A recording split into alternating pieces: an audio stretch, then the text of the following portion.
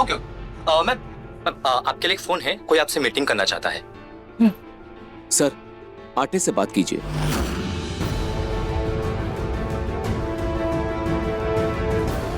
मैं बात करता हूँ। अब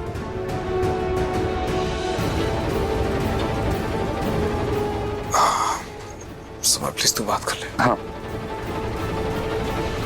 हेलो, हेलो, मैं समर गोलका बोल रहा हूँ। हमने अभी आपकी पेंटिंग देखी।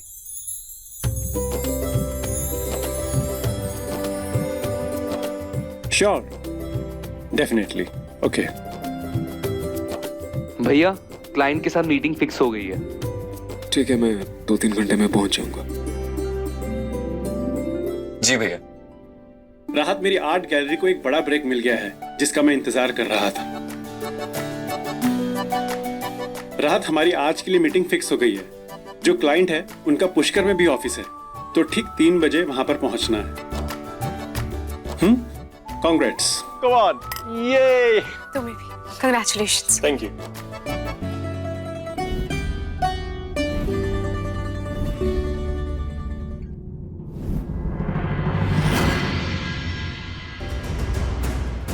इस घर में तो एक पल की राहत नहीं है। और माँ जी, उन्हें तो पता नहीं समर की बेटी से क्या दिक्कत है। मम्मी, वो वाला मिल्क पाउडर दो ना। Milk powder? हाँ। अभी देती हूँ। हाँ जल्दी दो ना।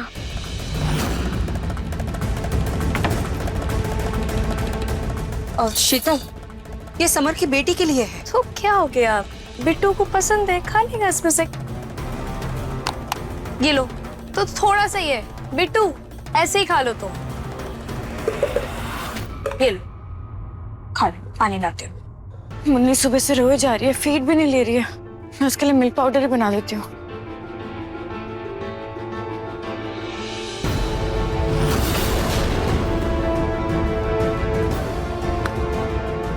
कहाँ से लिया तुमने ये? छोटे बच्चों के लिए होता है ये, पता है ना तुम्हें? ये क्या हो रहा है? अरे सुबह सुबह भगवान का नाम लेने की बजाय ये क्या कलेश लगा रखा है? दादी जी देखिए ना, बिट्टू ने मुन्नी का मिल्क पाउडर खा लिया है, तो जूही दीदी इस बात पे नाराज हो गई होंगी ना। नाराज मेरी मुन्नी का था, मैं क्या खिलाऊंगी उसे? रो रही है वो सुबह से। अरे तो इसमें इतना हंगामा करने की क्या जरूरत है जूही? नया डब्बा मंगवा लो ना। दादी रो रही है सुबह से, जब तक डब्बा आएगा तब तक वो रो रो के। बेटा बच्चे तो रोते ही है ना, कौन सी बड़ी बात है? मुन्नी की सारी जिद पूरी करने की बजाय, उसे सर पे चढ़ाने की बजाय उसे सब्र करना सिखाओ। हम सबको करना पड़ता है, सबने सीखा है ना, उसे भी सीखना होगा। औरतों को पहले ही दिन से सब्र करना सीखना पड़ता है, वरना वो ससुराल जाकर सबके सर पर तांडव करती है। सीरियसली दादी, आप सुन रही हैं अपने आप को क्या क्या कह रही हैं? मुन्नी अभी सिर्फ 1 महीने की है, उसे सहनशीलता सिखाऊं मैं? आप सोचती हैं बोलने से पहले? उम्र तो देख लीजिए उसकी। छोड़िए आप, तू इधर देख, छोड़ो इसे। बेटू सोनी, संभालो इसे, समझाओ। हाँ जूही, जूही तुम इधर। मम्मी जी आप देखिए, जूही मेरी बात सुनो पहले।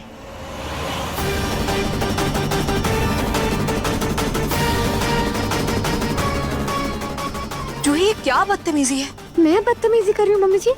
और दादी ने जो जूही मेरी बात सुनो, तुम जानती हो ना माँ जी की जान उनके परपोते बिट्टू में बसती है। अरे उन्हें हमेशा से लड़का पसंद है। आज अगर मुन्नी नहीं मुन्ना होता तो बात ही कुछ और होती, लेकिन तुमने तो सब बिगाड़।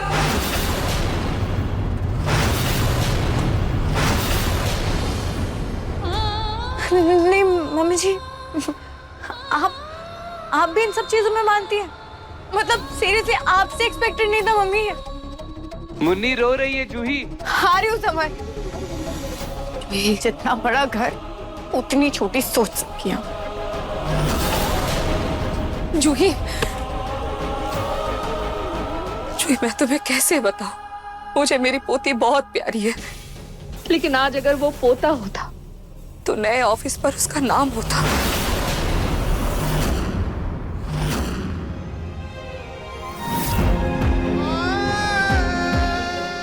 मैं चाहकर भी उस पेंटिंग को अपने दिमाग से निकाल नहीं पा रहा हूँ। कुछ तो खास है उस पेंटिंग में, एक अलग ही अट्रैक्शन है। पापा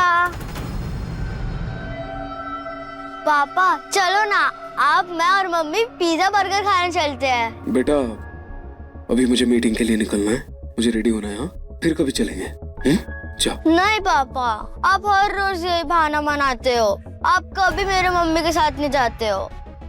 बिट्टू क्या तरीका है? पापा भी थके हैं ना, अभी आराम करेंगे। बाहर जाके खेलो, मैं आपके लिए बाद में कपकेक लेकर आऊंगी, ठीक है?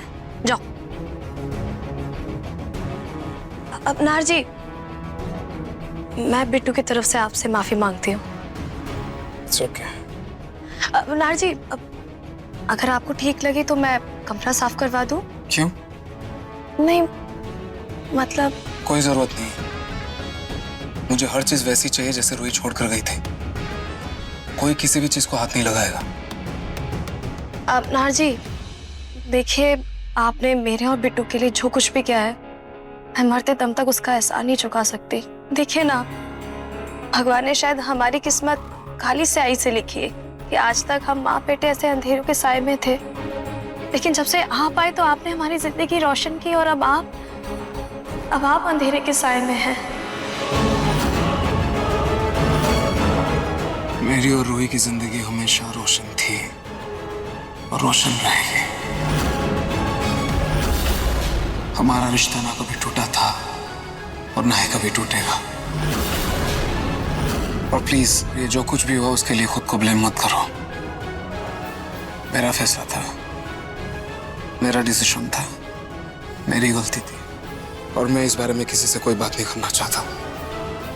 प्लीज मुझे अकेला छोड़ दो, प्लीज।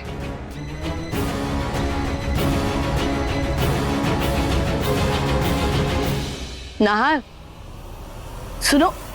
नाहर, अरे बेटा सुनो तो। इस लड़के ने फिर से खुद को अंधेरी दुनिया में कैद कर लिया। भगवान जाने कब कौन इसकी जिंदगी में दोबारा खुशियों के दीप जलाएगा।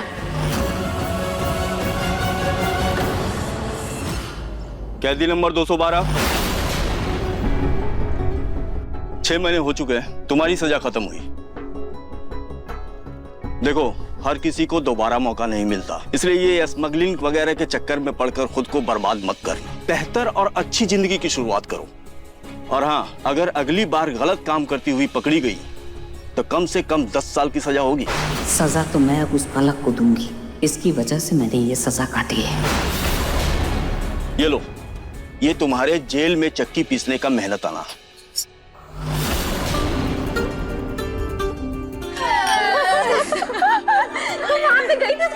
हाँ यार, पता है कितना मजा आया था यार पलक, हाँ तेरी तो किस्मत खुल गई है। तुझे कितनी ओपन माइंडेड दादी सास मिली है। हाँ यार, इतनी एज में भी कितनी कूल है ना। हाँ यार, वरना मेरी सास तो मुझे मायके भी नहीं जाने देती।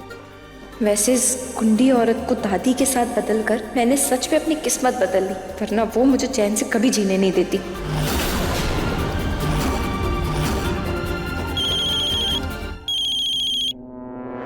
हाँ छोटू बोल। बॉस, वो क्लाइंट पूछ रहा है कि आपने नए माल की टेस्टिंग अभी तक की या नहीं?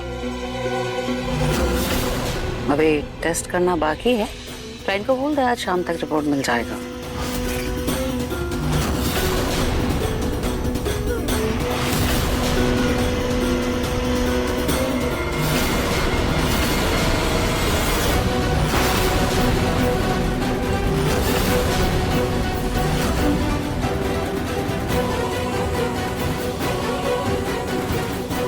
आओ बच्चों, लो पान खाओ। हंस बनाया मैंने तुम लोगों के लिए। तुम रहने दो, 4 ही बनाए हैं ना, अपनी फ्रेंड्स को खिलाओ, तुम तो बाद में भी खाती रहोगी। हाँ तो यही दिल खुश हो जाएगा।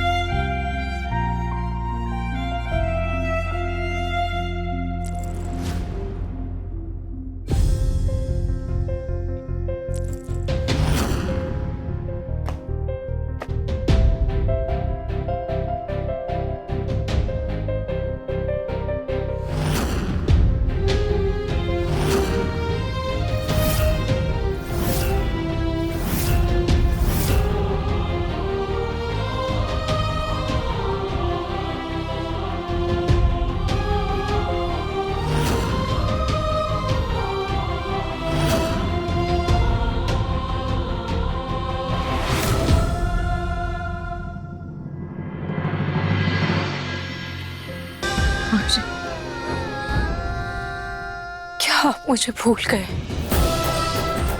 अभी भी मेरी यादें आपके दिल को छू जाती हैं।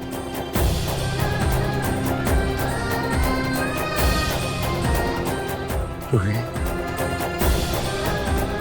तुम्हें अगर मेरी इतनी फिक्र है तो मुझे छोड़कर क्यों गई रूही? और अगर गई, जहां भी हो वहां खुश तो हो ना? खुश हो ना तुम? नाहर जी, मेरी खुशी तो सिर्फ आपसे है। पिछले 6 महीनों में मैंने आपके लिए बस यही दुआ की है कि आपकी आंखों से कभी भी आंसू ना गिरे। आप जो खुशी चाहते थे उसे आप खुलकर जिए।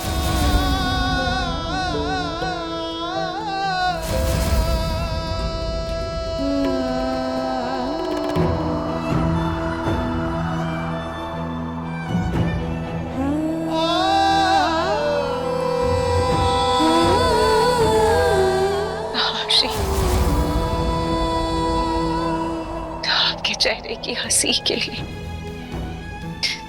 मैं अपना हर दर्द बर्दाश्त कर सकती हूँ। आपको कभी भी तकलीफ हो, मेरी वजह से आपकी आंखों में कभी भी आंसू आए, ये मैं कभी बर्दाश्त नहीं कर सकती।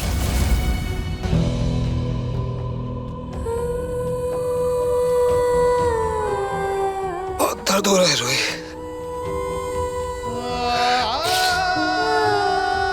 तुम्हारे बिना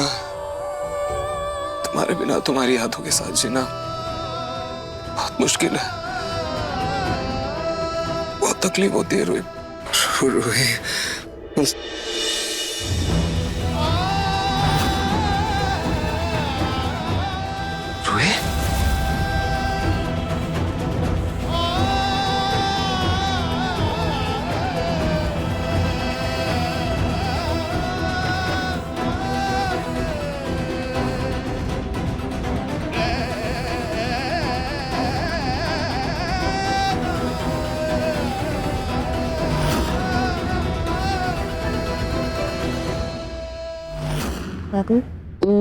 कभी कभी ना मुझे सोच के बुरा लगता है कि नाहर जी की आज जो ये हालत है ना, उसका जिम्मेदार कहीं ना कहीं मैं हूँ।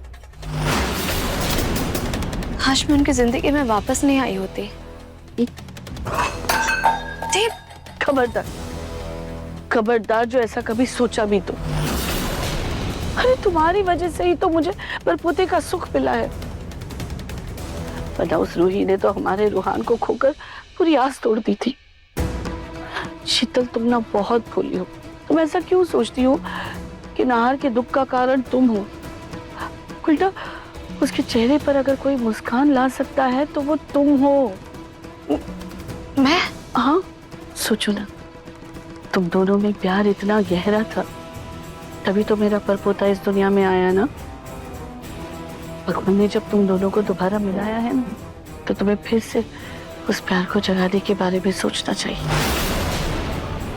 आखिर कब तक तुम इस घर में बिट्टू की माँ बनकर रहोगी? रूही को इस घर से गए हुए 6 महीने से भी ज्यादा हो गए हैं। मेरी मानो तो तुम्हें नाहर के मन में वो एहसास फिर से जगाने की कोशिश करनी चाहिए, जिससे वो रूही की यादों से बाहर निकलकर तुम्हें अपना ले। सच कहूँ, अच्छा हुआ रूही इस घर से चली गई, वरना मैं पूरी जिंदगी अपने परपोते के लिए तरसती रह जाती। दादी, मेरे और नाहर जी के रिश्ते को टूटे तो इतने साल हो गए, सारी यादें धुंधली पड़ गई हैं। और अब तो नाहर जी मुझे तो अब ठीक से देखती तक भी नहीं है। शीतल जी, मैंने ना 2 दिन बाद मंदिर में पूजा रखवाई है बिट्टू के लिए। उस पूजा में तुम और नाहर बिट्टू के माता पिता की तरह बैठना। इसी पूजा से हम तुम दोनों के रिश्ते की नई शुरुआत करते हैं।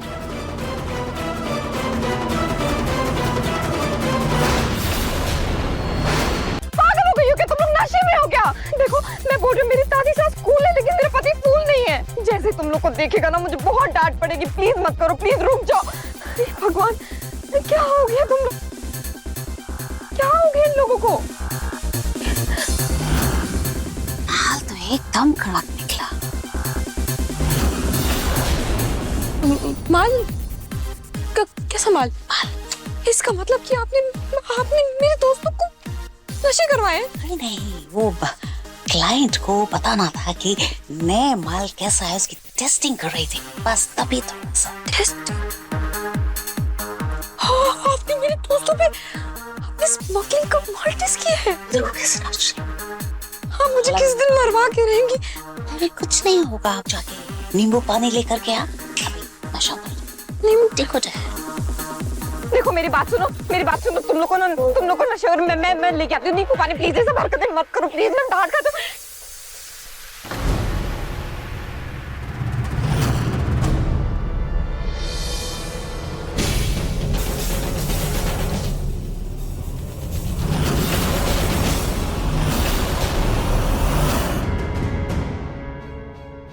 बहुत सोचा रूही कि तुम्हारे जाने के बाद मैं आगे बढ़ जाऊं, लेकिन देखो ना, तुम्हारे जाने के बाद भी मैं वही हूं, जैसे मेरा वक्त थम सा गया है, रुक सा गया। नार्जी, वक्त वो बहती धारा है जिसमें हर इंसान बह जाता है, पर वक्त किसी के लिए नहीं रुकता। पिछले 6 महीनों में आप तो आगे बढ़ गए और मैं अपनी जिंदगी के किताब के उस पन्ने को पलट नहीं पाई जिसमें आप मेरे साथ थे। नार्जी, मैं बस यही चाहती हूँ कि मेरी वजह से आपके जीवन में कभी कोई तकलीफ ना आए।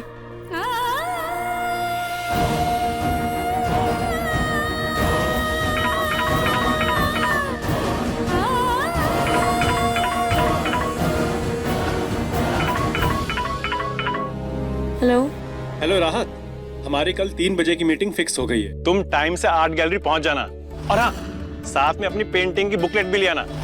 ये डील हमारे लिए बहुत इंपॉर्टेंट है, इसे फाइनल करना ही होगा। हाँ स्पर्श, तुम बिल्कुल फिक्र मत करो, मैं टाइम से पहुंच जाऊंगी। ओके।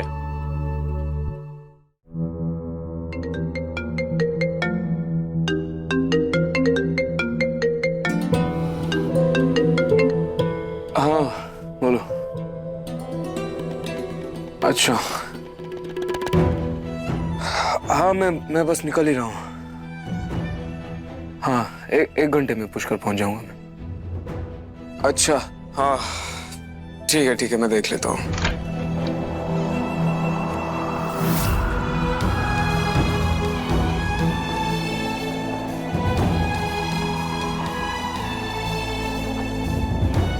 Okay, bye.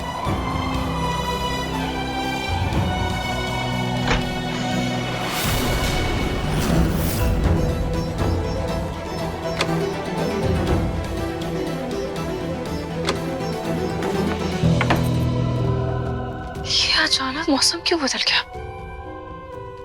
कहीं कुदरत का कोई इशारा तो नहीं?